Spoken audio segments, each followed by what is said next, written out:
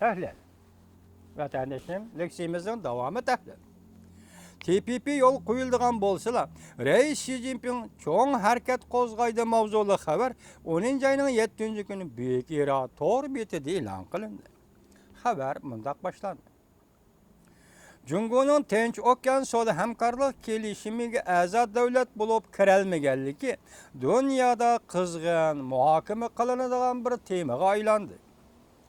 Jungo dairleri bu qatim bu toğırda özüge paydasız bolgan haberlerini mo çeklemedi.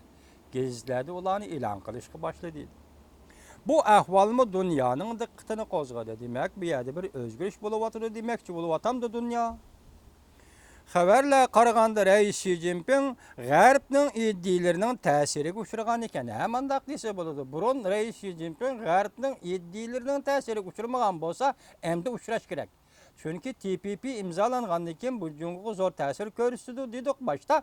Shunga TPP ga kirelmagan Jungo bugun navbatda endi G'arbning iddiasini o'rganish kerak.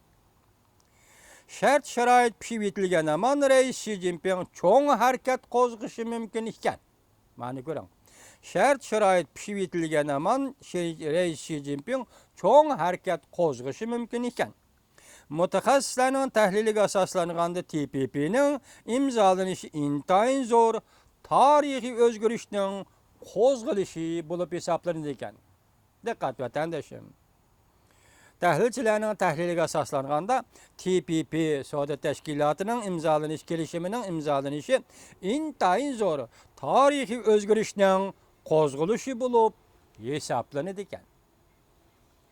10. ayning 5. günü Amerika Qo'shma Shtatlari va Yaponiya yana boshqa 10 davlat iqtisod savdo ministrlari birlashma bayonot e'lon qilib, 5 yil davomlashgan TPP suhbatini oxirlashtirib, suhbatga qatnashgan 12 davlat asosli kelishim hosil qildi deb ko'rsatdi.